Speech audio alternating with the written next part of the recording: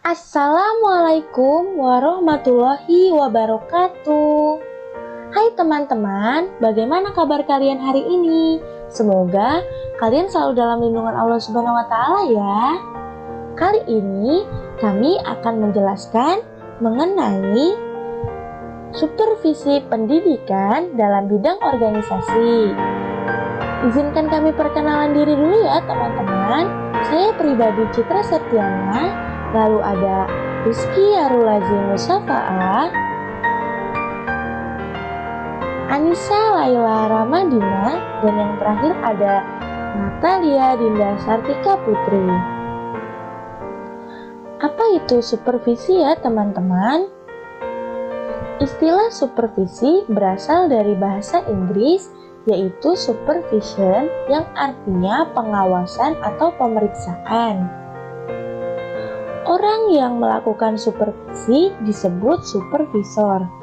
Biasanya, pada lembaga pendidikan, seorang supervisor adalah kepala sekolah. Terdapat beberapa istilah yang hampir sama dengan supervisi, antara lain pengawasan, pemeriksaan, dan inspeksi.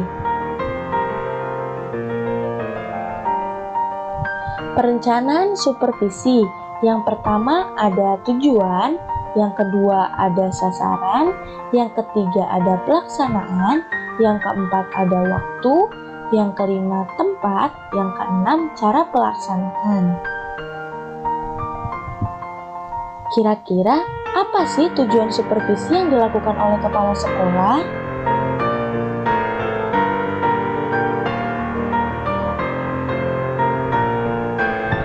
Tujuan supervisi oleh kepala sekolah untuk memastikan bahwa semua rencana atau program kerja sekolah bisa terlaksana.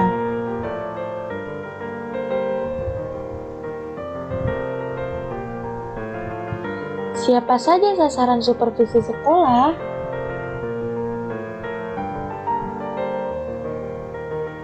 Sasaran supervisi adalah kepala sekolah melingkupi seluruh atau sasaran kegiatan yang ada di sekolah ini harus mendapatkan supervisi agar nanti temuan-temuan yang diperoleh bisa ditindaklanjuti untuk dilakukan perbaikan-perbaikan. Mengapa supervisi perlu dilaksanakan? Pelaksanaan supervisi harus dilaksanakan untuk memastikan bahwa program-program terlaksana. Selain itu juga untuk mendapatkan temuan-temuan atau kendala-kendala agar dilakukan perbaikan-perbaikan di waktu yang akan datang.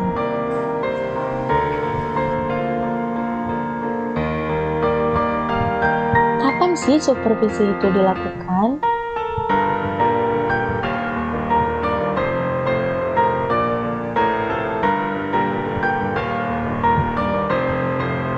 Waktu pelaksanaan supervisi melekat dengan kegiatan, maka ketika kegiatan tersebut dilaksanakan, kepala sekolah juga melakukan supervisi atau pemantauan. Di mana supervisi pendidikan biasa dilakukan? Tempat pelaksanaan supervisi adalah lokasi di mana kegiatan itu berlangsung. Misal, lokasinya adalah di sekolah atau di kelas-kelas tertentu.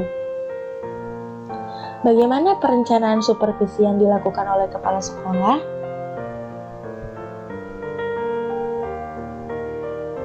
Perencanaan supervisi melekat dengan penyusunan program kerja yang terdiri dari rencana kegiatan, waktu, dan penanggung jawab. Kepala sekolah mengacu kepada program kerja untuk membuat perencanaan supervisi. Program kerja itu sendiri dari program kerja sekolah, lalu ada program kerja unit-unit. Sehingga kepala sekolah memantau supervisi terhadap program kerja sekolah, sedangkan program kerja unit dipantau oleh unit masing-masing dan melaporkan kepada kepala sekolah.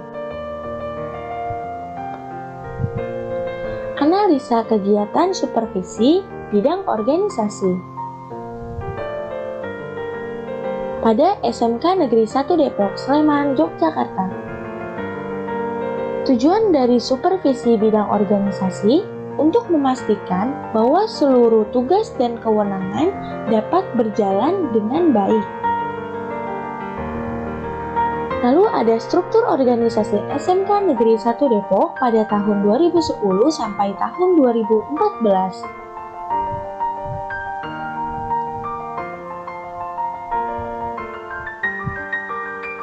Pelaksanaan supervisi bidang organisasi. Ada 2 audit.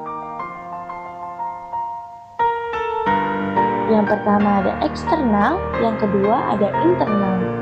Audit terbagi menjadi 2 macam, yaitu audit eksternal dan internal.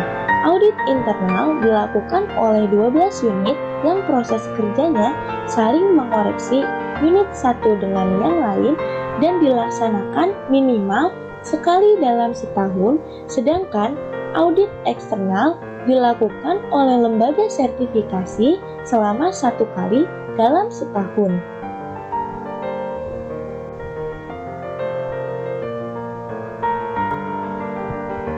Peran Kepsek dalam supervisi bidang organisasi. Organisasi dalam sekolah ini menerapkan SM ISO, sehingga pelaksanaannya sesuai dengan persyaratan ISO.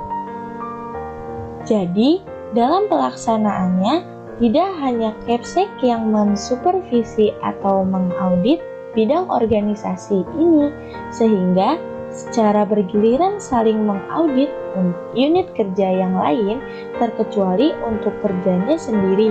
Kepsek juga diaudit oleh semua guru, staf, dan karyawan yang sudah dilatih.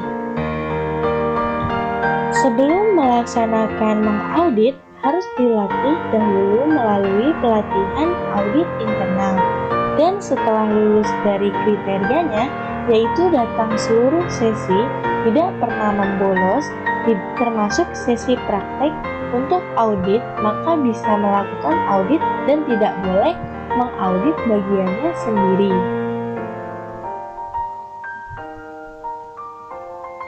Kendala supervisi organisasi. Yang pertama ada di waktu. Sangat sulit untuk berkoordinasi secara langsung sesama unit kerja, terlebih kepala sekolah yang harus memenuhi panggilan dinas. Lalu semangat kerja. Tak jarang di antara guru-guru yang lebih senior kehilangan semangat kerjanya. Evaluasi supervisi bidang organisasi pada SMKN 1 Depok. Yang pertama ada memastikan tugas dan kewenangan berjalan dengan baik. Lalu yang kedua ada audit dilakukan paling tidak 2 kali dalam setahun. Dan yang ketiga ada kepala sekolah menyusun skala prioritas untuk pengadaan sarpras. Tindak lanjut supervisi bidang organisasi pada SMKN 1 Depok.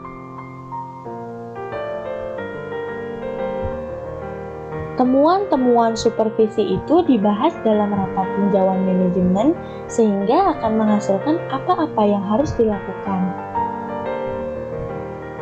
Terima kasih teman-teman, semoga ilmu yang kami berikan bermanfaat bagi kalian semua. Wassalamualaikum warahmatullahi wabarakatuh.